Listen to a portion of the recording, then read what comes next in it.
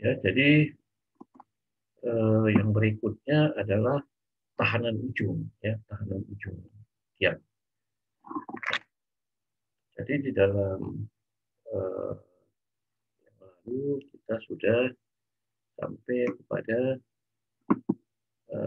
tahanan geser saling ya, sekarang masuk ke dalam tahanan ujung. Nah ini ada beberapa apa namanya, ada beberapa rumus yang harus kita pelajari. Ya. Yang pertama, ya, rumus umum. Ya, ini rumus umum tekanan ujung bisa bisa dinyatakan dengan seperti ini. Jadi di sini ini adalah ya, yang ini adalah komponen untuk lempung atau clay.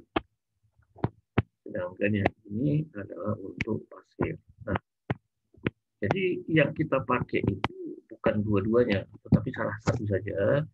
Salah satu saja yang mana yang lapisan ujungnya itu berada di lapisan apa. Gitu ya. Jadi kalau misalnya katakan misalnya ada tiang seperti ini, nah ini lapisannya begini. Nah, sekarang lapisan ini apa? Apakah clay atau sand? Jadi salah satu. Kalau clay berarti clay saja, yang ini tidak ada. Ya. Kalau dia pasir, maka yang ini tidak ada. Yang ada hanya pasir saja. Ya. Jadi tidak kita pakai dua-duanya. Jadi rumus ini supaya lebih mudah saja, ya. Tetapi pada prinsipnya kita hanya menilai atau melihat di lapisan itu apa, ya. Jadi ini NC NQ adalah faktor dari umum, ya. Kemudian gitu, ya. Kemudian ya ini berdasarkan rumus yang tadi, ya, ada yang dibuat oleh Merhoff untuk mendapatkan nilai NC dan NQ, ya. Jadi kalau misalnya tadi misalnya NC, NC itu berarti ya V-nya sama dengan 0. Jadi kalau V sama dengan 0, maka NC-nya ini adalah 9. Ya. Ini adalah 9. Nah ini jadi menjadi dasar nanti kenapa nanti tahanan ujung itu kalau clay itu adalah kita ambil 9. Ya. Nah NQ-nya seperti ini. Nah, kemudian ini adalah basic. Tapi dari basic ini sulit sekali untuk menentukan IR ini, ya. Ini dites tapi tidak biasanya ini tidak kita pakai, ya, karena sulit sekali untuk menentukan secara lapangan itu berapa sih angka-angkanya ini, ya. Tapi ini ada yang disebut dengan metode basic. Di Indonesia jarang sekali dipakai. Nah kemudian juga Yanbu juga sama kasusnya, ini juga sulit sekali untuk menentukan besaran-besaran eta ini, ya. Ya, jadi juga tidak dipakai. Oke, jadi yang paling umum itu dipakai itu, ya, ya ini tadi. Jadi kalau tadi dengan rumus umumnya tadi itu, ini kan sebetulnya kan NC. NC kalau V-nya sama dengan NC itu sama dengan 9. Ya, jadi itu sesuai dengan rumus yang tadi. Ya, ini rumus yang paling umum tadi kita pakai. Ya. Jadi UP itu tanah ujung itu kalau dia berada pada tanah lempung, baik dia yang pancang maupun tiang bor, ya, kita pakai rumusnya adalah 9 dikali CU dikali AP. Oke, kemudian kalau tanahnya pasir, ya, kalau tanahnya pasir, maka kalau misalnya menggunakan nilai N, ya, seandainya menggunakan nilai N SPT, ya, maka nilai N SPT itu kita rata-ratakan di sini. Jadi rata-ratanya itu diambil seperti ini. Di mana N1 adalah 10 kali D ini dirata-ratakan. Ya ini 10 kali D, ya, 10 kali diameter. 10 kali diameter ke atas dan 4 kali diameter ke bawah. Ya, ini dirata-ratakan N1, ini rata-ratakan N2, kemudian kita ratakan. Lalu kita masukkan ke dalam rumus ini. Inilah besaran dari QP-nya. Nah, ini dalam satuannya adalah nanti satuannya adalah ton. Oke, kemudian nah, kalau untuk tiang bor ya, jadi ini tadi tiang pancang ya. Jadi kalau tiang pancang rumusnya adalah itu. Kalau tiang bor ya bisa kita pakai ini. Ada beberapa ya. Tetapi apa namanya? Bisa diusulkan untuk memakai ini kalau pakai nilai n-nya 7 kali n. Atau ini ada banyak ya, ada banyak beberapa di sini ya yang bisa juga kita pakai. Seperti misalnya kalau ini ya, kalau dari Puma Enris ya kita bisa pakai misalnya tergantung kepada diameter tiangnya ya. Jadi kalau diameter tiangnya ini ya, diameter tiangnya kecil dari 1,67 feet ya, maka kita bisa ambil rumusnya adalah yang ini ya, 16 dibagi K di mana K sama dengan 1 kalau diameternya kecil dari 1,67 feet. Kalau 1,67 feet itu kira-kira berapa? 40 sampai 50 cm. Nah, lalu kemudian kalau pakai Meyerhof ini kita bisa pakai rumusnya adalah ini. Ya. Juga ini. Jadi ini bisa digunakan. Tetapi ingat bahwa kehadiran ujung itu memiliki batas. Jadi ada batasnya. Batasnya itu apa? Ya. Jadi batasnya itu adalah ini 400 ton per meter kuadrat. Jadi tidak boleh melebihi ini. Jadi kalau misalnya orang mengambil nilai N, N-nya berapa? Ada orang mengambil nilai N-nya misalnya 60. Nah, kalau kita pakai ini, maka ini kan QP-nya menjadi 7 kali N, berarti 420. Nah, ini nggak bisa dipakai. Jadi kita pakai itu 400. Jadi itu pembatasan ya. Jadi sering juga orang mau memakai nilai N itu ini, tapi tidak boleh mengambilnya sebesar 420. Ya. Batasannya adalah 400 ton per meter kuadrat. Oke. Nah, kemudian ya, ini juga ada yang dibikin oleh Kulgawi ya, ini untuk mencari nilai NQ ya. Jadi NQ-nya kita ambil dari sini. Ya. Nah, ini juga mengambil nilai IR. Nah, IR ini juga tidak mudah ya menilainya. Jadi agak jarang juga dipakai. Oke, kemudian, nah ini summary-nya. Ya, jadi kita bisa summary-kan di sini. Ya. Jadi kalau misalnya dia tanahnya clay, ya, kita bisa ambil rumusnya adalah ini. Kemudian kalau sand adalah ini. Ya. Nah ini untuk ujung. Ya. Yang ini adalah ujung. Ujung ini dia adalah seperti ini. Ya. Jadi ada nilai batasnya. Ya. Juga kalau untuk ini juga ada nilai batasnya, ya, yaitu ini. Ini juga tidak boleh apa namanya seperti itu.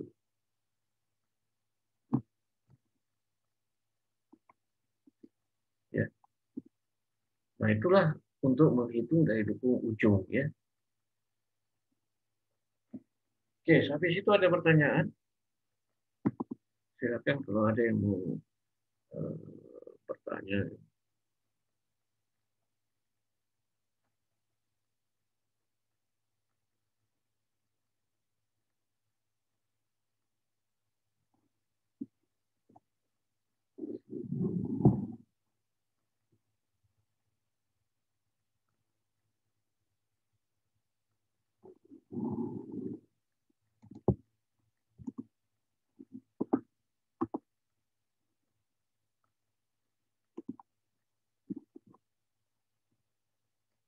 Oke, jadi nah pertama karena yang diketahui di sini adalah N.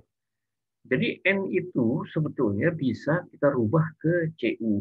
Jadi ada satu ya sebagai contoh misalnya ini sering juga dipakai meskipun tidak harus CU itu sama dengan 6 kali Nanti satuannya adalah dalam kilonewton per meter kuadrat. Bisa kita pakai. Tapi apakah nilai CU sama dengan A6 kali N? Tidak selalu. Sebetulnya itu bisa kita cek sebetulnya. Kita ambil di lapangan nilai-nilai CU yang ada, karena CU itu bisa dites dengan triaxial UU atau dengan unconfined compression test. Ya. Jadi dari tes-tes itu kita bisa melihat ya pada titik di mana dites itu nilai N-nya berapa. Ya. Jadi nanti bisa kita buat seperti ini. Jadi kita bisa buat seperti ini. Ya. Jadi ini nilai CU misalnya, ini nilai N. Jadi pada kedalaman tertentu kan ada nilai CU-nya. Kemudian nilai N-nya ada. Nah, nanti bisa menjadi begini, nanti kita bisa bikin begini. Ya. Jadi kita bisa buat nanti itu misalnya seperti ini. Nah, jadi sebetulnya belum tentu CU itu sama dengan 6 kali N. Bisa lebih besar, bisa lebih kecil. Ya, jadi jadi artinya korelasi ini tidak harus, karena ini korelasi ini dibentuk oleh terjadi. Sebetulnya korelasi dari lapangan bisa kita dapatkan. Ya. Nah, itu perlu juga dipertimbangkan.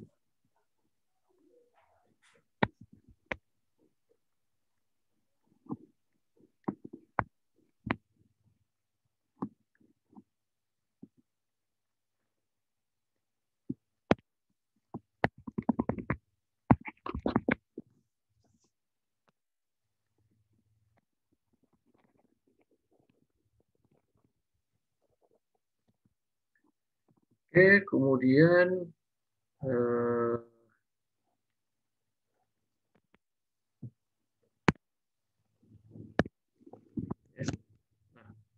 jadi kita bisa, kalau kita mau pakai tadi ini, maka CU-nya bisa kita rubah, ya, maka kita dapatkan. Nah, kalau di sini ini tadi diameternya, ya, diameter sama dengan 1, maka kelilingnya berapa ini? Kelilingnya sama dengan, ya, kelilingnya sama dengan berapa? Yaitu 4 meter. Ya. Itu adalah keliling. Karena kalau ini janganlah 4 ya. Jadi ini katakan diameternya ini lingkaran ya, lingkaran. Berarti berapa ininya? Jadi kalau misalnya ya, kalau kelilingnya ini adalah ya, kalau D-nya sama dengan 100, maka kelilingnya ya kalau misalnya ini adalah bentuknya lingkaran ya.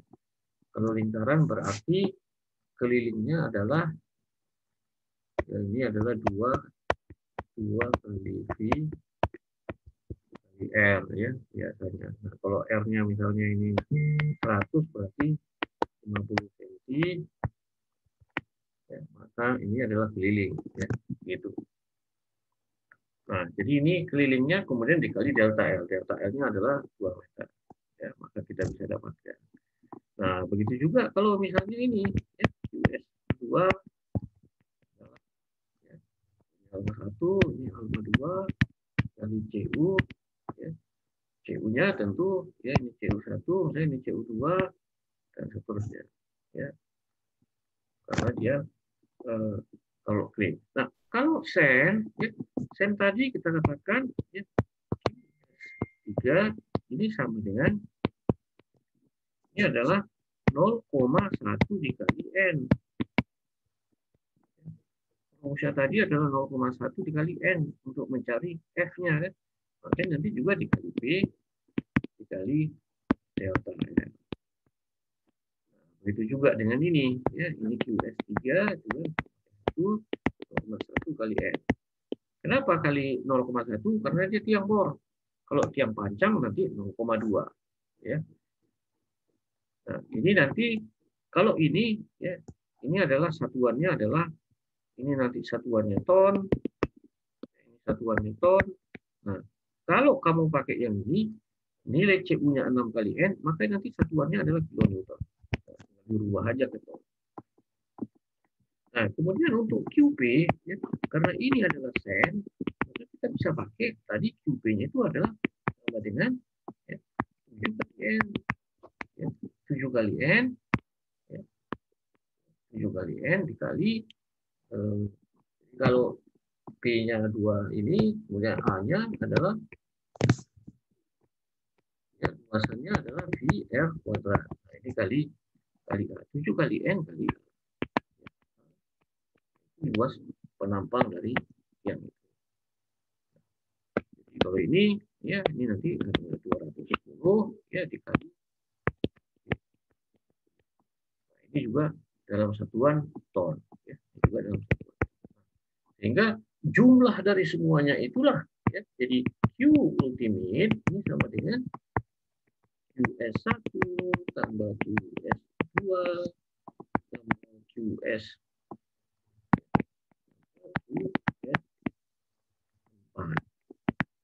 ditambah QB. Itulah Q. Sehingga nanti untuk mencari Q allowable adalah Q dibagi faktor keamanan. Faktor keamanannya biasanya diambil adalah 2, oke, itu cara untuk menghitung, ya, daya dukung tiang. Ya. Nah, ini nanti akan sangat berbeda, ya, rumusnya kalau kita pakai misalnya tiang panjang. Ya. Jadi sangat penting untuk untuk jadi waktu kita mendesain itu kita sudah pastikan juga nanti ini tiang panjang atau tiang bor. Jadi tidak bisa kita hitung tapi kita nggak tahu, oh ini tiang panjang tiang bor, nggak tahu. Nah, jadi harus pada tingkat perencanaan kita juga harus sudah pastikan apakah kita akan menggunakan tiang panjang atau tiang bor. Ya, oke, silahkan kalau ada yang mau ditanya.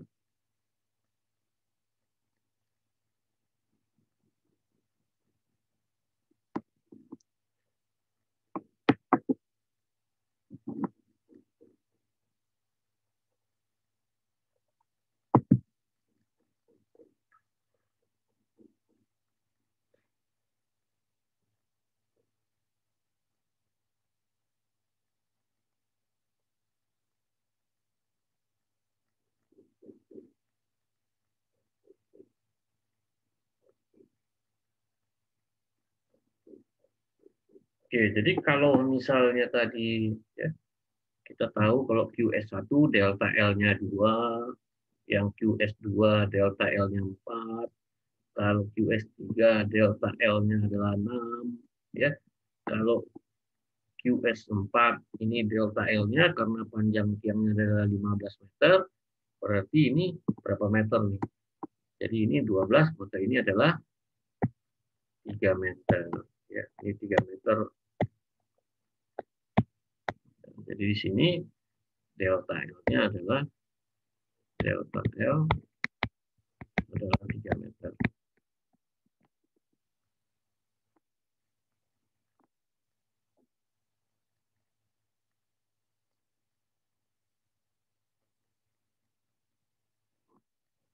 Oke, saya kira itu ya. Silakan kalau ada yang mau silakan kalau ada yang mau ditanya. Kalau nggak ada pertanyaan, saya ingin mengakhiri kuliah ini sampai di situ saja. Ya, terima kasih. Assalamualaikum warahmatullahi wabarakatuh. Waalaikumsalam.